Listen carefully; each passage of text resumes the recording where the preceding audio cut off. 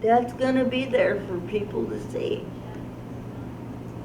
How I live my life. My voice speaks the loudest when I dance.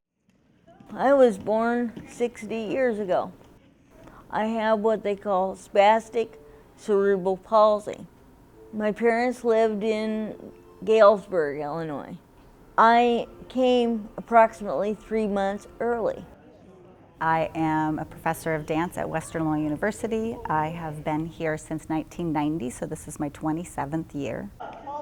My undergraduate degree is from Luther College in Decorah, Iowa, and I have a degree in communicative disorders because I thought I was going to be a speech therapist. So I ended up going to a school called Abner Hendrickson, which was a school for the handicapped in Decorah. And Julie was the speech clinician, and Julie said, okay, Heidi, our next person who's coming in is Bruce.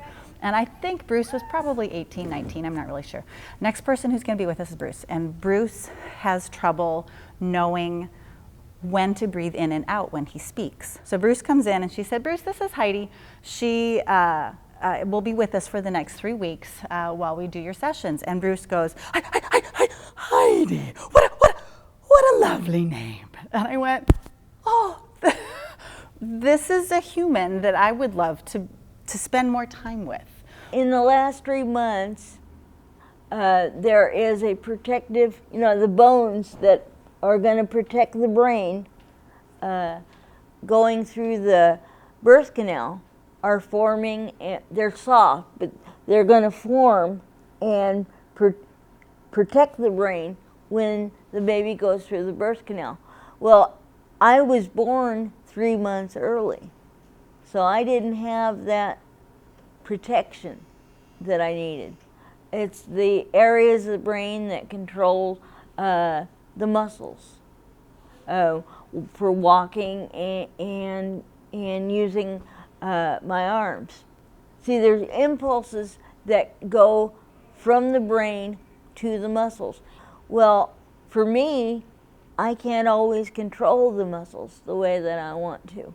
My mother passed with Alzheimer's, and so if that's part of my future, I want to meet it head on and try to work through it positively and work through it in a way that can help others. Besides, whether I have it or not, I want to work through the possible connection and the possible benefits of movement for people with Alzheimer's. I can remember particularly in college, like you guys would walk to the library to go study. If I walked to the library, I'd rather sleep than study because I was wore out by the time I got there. There wasn't that much opportunity, for me to really pursue the arts and stuff when I was in high school. But I had always loved it. I wish I could do something with music and stuff. After I graduated from college, I thought I need to keep dancing. I've danced my whole life since I was 3 years old. I danced in college, I was in a company, I taught, and I went to Arizona State for graduate school for dance. When I was a kid and I'd see ballet or something, I thought it was kind of boring. I didn't understand it. And why weren't they singing? Why weren't they saying something?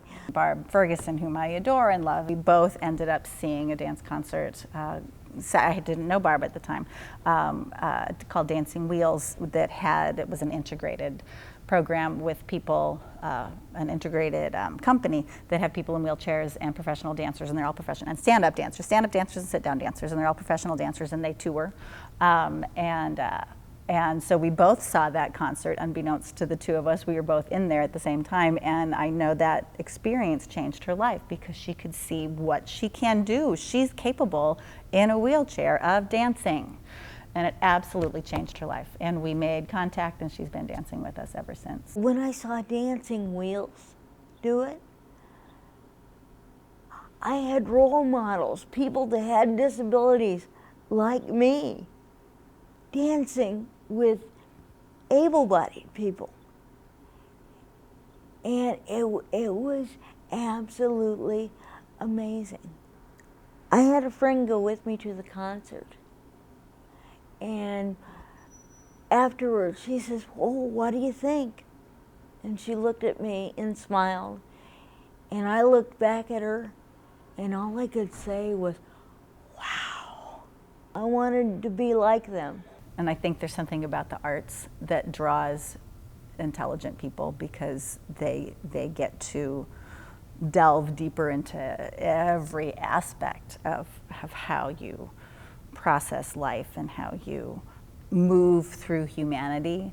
Next thing I know, that boring ballet stuff, I wanted to do that.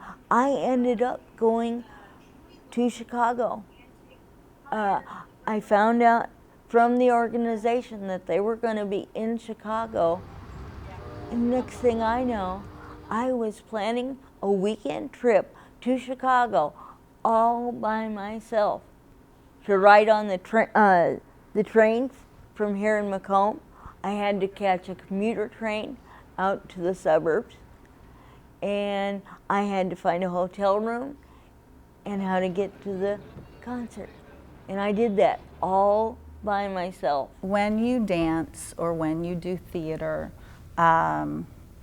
or music or art, it takes you to visual art. It takes you to, it makes you vulnerable. But there's also a connection they have to make with themselves, and a connection that everybody in the room makes. We're dancing around each other and sweating on one another and stepping on each other's feet, and you have to be comfortable with other people in the room, and that means you also have to be comfortable with yourself. I went for the next 4 years to a week-long workshop in the summer and got to dance with people in wheelchairs and able-bodied people who were learning the same technique. We learned the warm-up exercises, moving across the floor, different routines, So we do the dancerly movements correctly. We would do things like composition and create movement in groups and stuff. The principle of opposition, like if I put my arms out and I hold them stiff, that means someone could push on my arms and we'll go all over the floor. And it is wonderful to be able to dance in a chair and keep up with another dancer and know that they see me as their equal when they dance with me. So it's not just the moving that I love, it's the art that I love. When we're in class, I don't ever let the students call me Mrs. Clemmens or Professor Clemmens, because heck, I'm touching your leg, I'm holding your foot, I'm helping you find the piriformis muscles underneath your buns, and occasionally it's like, okay, pardon my fingers, but you're looking for that right underneath your buns. It's the mental challenges too, like I said, I get afraid of, is this going to stop me from doing something? There are times that I can be very, very depressed, and I come to rehearsal for the dance show, and I'm crying. So I'm definitely physically healthier.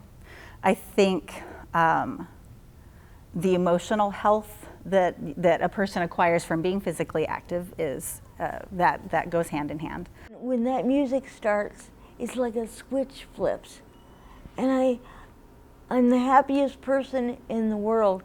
I am surrounded on that stage with all these people that I'm comfortable with, that are my dance partners, that are my equals. I'm in this world surrounded by a wall of music. I know I've seen little videos of people who have Parkinson's, and as soon as there's music involved, they can move with a steady rhythm, and the tremors are severely minimized, drastically minimized. And I know also that Parkinson's and Alzheimer's are connected, that those diseases are related. I realized that possibly the best way to help a disabled person discover themselves is to help them find their passion. The cerebral palsy does not have to limit me. When I'm dancing, I'm not encumbered by the disability. The wheelchair isn't something that keeps me from doing something. It actually provides the chance to do this. It is my dance shoes. I'm not being overlooked or left behind. My dance partners see me as their equal. We are telling things about life and about how life should be with everyone through our dance pieces, that everyone, should get along, and that the disabilities sort of disappear when we dance. My philosophy, my voice speaks loudest when I dance. And I'm just as much a dancer as anybody else. I just know that I want to keep moving. I need to keep moving. And I would like for that, some of that to also focus on how can I help other people live a better life. It is the most happiest I would ever feel in my life. Hopefully, I'm gonna dance until the day I die. I am a sit-down dancer.